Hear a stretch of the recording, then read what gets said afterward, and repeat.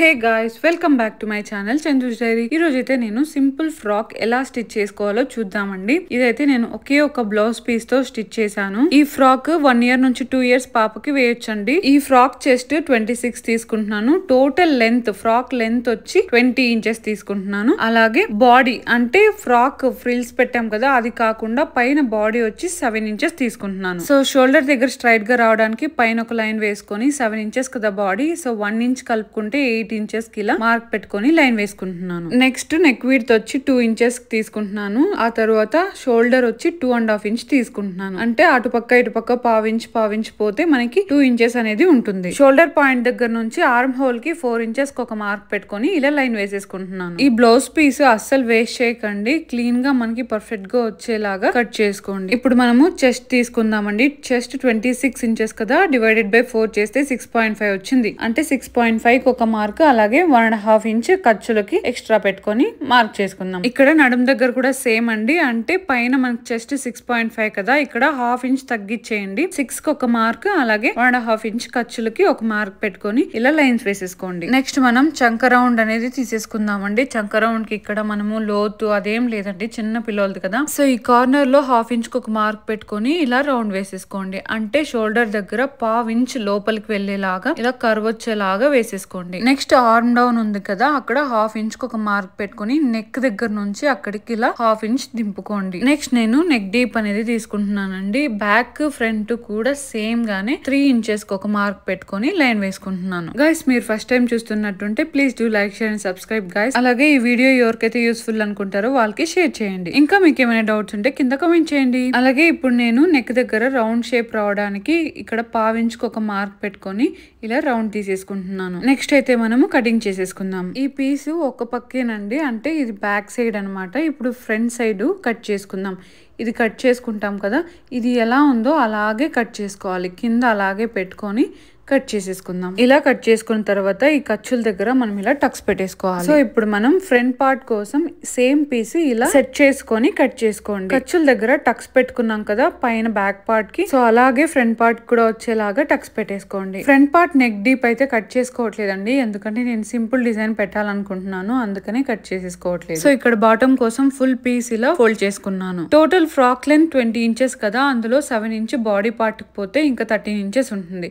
ఆ 13 inches లో నేను 3 inches కింద ఫ్రిల్స్ లాగా పెట్టడానికి, అలాగే ఇంక 10 inches మిడిల్ లో ఇంకొంచెం ఫ్రాక్ లాగా రావడానికి పెడదాం అనుకుంటున్నాను. సో 10 inches కి ఇంక 1 inch యాడ్ చేసి ఖర్చులకి 11 inches కి ఇలా 2 parts గా డివైడ్ చేసుకుంటున్నాను. ఒక పార్ట్ ఫ్రంట్ సైడ్, ఇంకొకటి బ్యాక్ సైడ్ కి. ఇలా ఈక్వల్ గా లైన్స్ వేసేసుకొని కట్ చేసేసుకోవాలి. ఈ పీసెస్ కి నేను పెయింటింగ్ వేసానండి. ఆ పెయింటింగ్ వీడియో చిన్న షార్ట్ చేశాను, ఆ వీడియో కింద లింక్ ఇచ్చుంటాను, మీరు ఎవరైనా చూడకపోయింటే చూడండి. సో మిగతా 3 inch కింద ఫ్రిల్స్ కోసం అని చెప్పాను కదా, ఆ 3 inches కి ఇంక 1 inch యాడ్ చేసి ఖర్చులకి 4 inches కి ఇలా డివైడ్ చేసుకుంటున్నాను. ఈ పీస్ ని 4 inches కి ఇలా డివైడ్ చేసుకొని ఒక్కొక్కటి ఈక్వల్ గా కట్ చేసేసుకుందాం.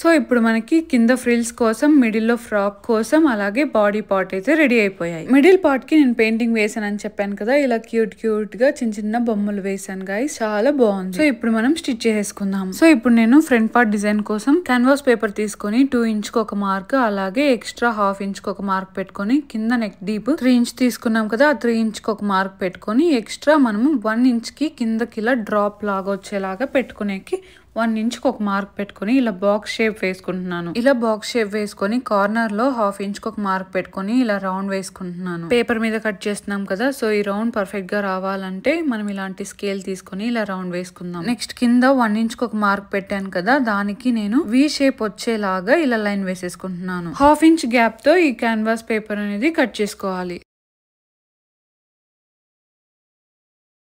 ఈ క్యాన్వాస్ పేపర్ ఒక క్లాత్ మీద రాంగ్ సైడ్ కి తిప్పి ఇలా ఐరన్ చేసుకుంటే ఇలా అతుక్కుంటుంది. దీనికి సైడ్ లో 1/2 inch వదిలాం కదా క్లాత్, అదంతా ఇలా మడుచుకొని స్టిచ్ చేసేసుకోవాలి. నెక్స్ట్ మనం ఫ్రంట్ పార్ట్ మీద ఇలా లైన్ వేసుకొని మిడిల్ లోకి ఇలా పిన్స్ పెట్టేసుకోండి. దీని మీద ఇది స్టిచ్ చేసుకోవాలన్నమాట. మిడిల్ లో ఒక స్టిచ్ వేసుకోవడం వల్ల ఇది కదలకుండా స్టిఫ్ గా ఉంటుంది. సో ఇప్పుడు మన క్యాన్వాస్ పేపర్ ఉంది కదా, దాని ఎడ్జ్ లో దాని మీద పడకుండా ఒక స్టిచ్ వేసుకోండి. స్టిచ్ వేసుకునేటప్పుడు జాగ్రత్త అండి, దాని మీద అస్సలు పడనివద్దు. ఇలా తిప్పుకుంటూ జాగ్రత్తగా స్టిచ్ వేసుకున్న తర్వాత ఇలా పావించి వదిలేసి ఇలా కట్ చేసుకోండి. ఇలా కట్ చేసుకున్న తర్వాత మనం ట్రిమ్మర్ ఎత్తుకొని ఇలా చిన్న చిన్న కట్స్ అనేది పెట్టుకోండి. ఇలా కట్స్ పెట్టుకొని ఇటు పక్క తిప్పేస్తే మనకి క్లీన్ గా వచ్చేస్తుంది.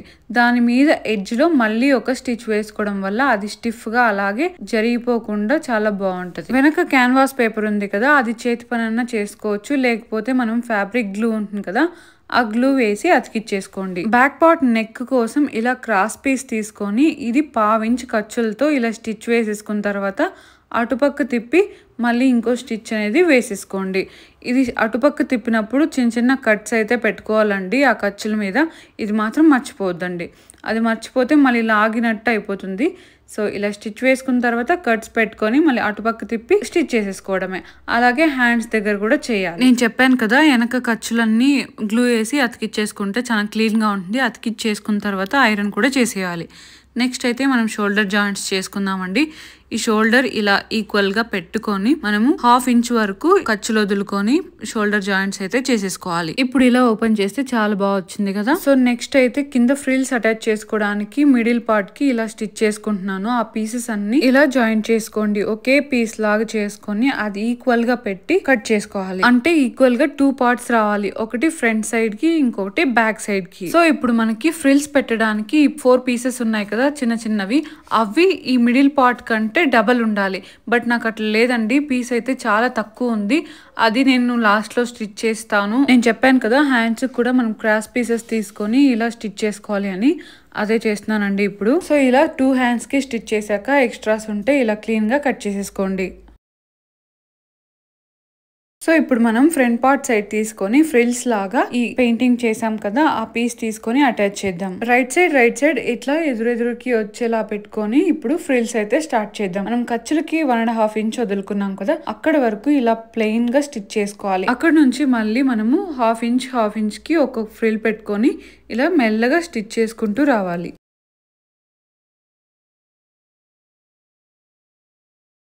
లాస్ట్కి వచ్చాక మనం ఖర్చుల దగ్గరికి ఇలా ఈక్వల్ గా పెట్టుకొని నెక్స్ట్ మనకి ఎన్ని ఫ్రిల్స్ వస్తాయో అన్ని పెట్టేసుకుంటే మనకి ఈక్వల్ గా అయితే వస్తుంది. ఇలా ఓపెన్ చేసుకుంటే చాలా బాగా వచ్చింది గాయస్. ఫస్ట్ ఫ్రంట్ పార్ట్ కి ఇది మెయిన్ పీస్ అటాచ్ చేసుకొని స్టిచ్ చేసుకోండి, ఆర్ ఇలా మనము మెయిన్ పీస్ ఉంది కదా మనకి మిడిల్ లో, ఆ పీస్ కి ఈ పీస్ అన్నా అటాచ్ చేసుకొని స్టిచ్ చేసుకోండి. బట్ ఇక్కడ నాకు కింద ఫ్రిల్స్ పెట్టడానికి నాకు పీస్ సరిపోలేదండి. సో ఇక్కడ నేను ఏం చేస్తున్నానంటే, ఇక్కడ మనకి 4 ఇంచెస్ వచ్చింది కదా, ఆ 4 ఇంచెస్ ని ఇలా డివైడ్ చేసేసుకుంటున్నా. 2 ఇంచెస్ అన్నమాట. సో ఈ 2 ఇంచెస్ ని మళ్ళీ ఇట్లా ఒక్క పక్కకే వచ్చేలాగా ఫ్రిల్స్ పెట్టేసుకొని, ఫ్రిల్స్ పెట్టుకున్న తర్వాత మనం కింద మడుచుకొని కుట్టుకోకుండా పీకో చేసేసుకుంటే మనకి పీస్ అనేది కూడా మిగులుతుంది, ఇంకా క్లీన్ గా చాలా పర్ఫెక్ట్ గా వస్తుంది. ఇక్కడ నేను మెయిన్ పీస్ కి ఇక్కడ 2 ఇంచెస్ పీస్ తీసుకొని చిన్న చిన్నగా ఫ్రిల్స్ అయితే పెట్టేసుకుంటున్నాను.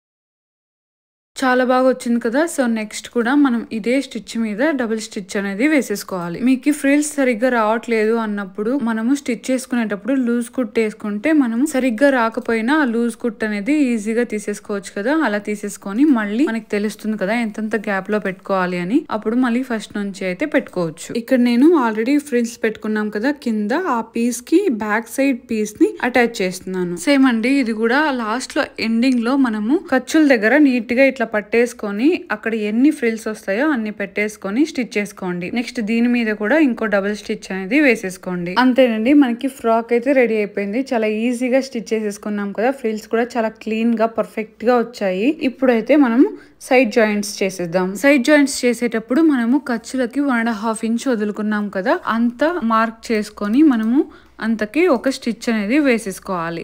నెక్స్ట్ మనము వాళ్ళకి ఎంత సరిపోతుందా లేదా అని చెప్పి 2-3 స్టిచెస్ అయితే ఎక్స్ట్రా వేసేసుకుంటే సరిపోతుంది. సో మనకి బ్యూటిఫుల్ ఫ్రాక్ అయితే రెడీ అయిపోయింది. సో ఈ వీడియో నచ్చితే please do like, share and subscribe guys. Thanks for watching. Thank you. Bye bye.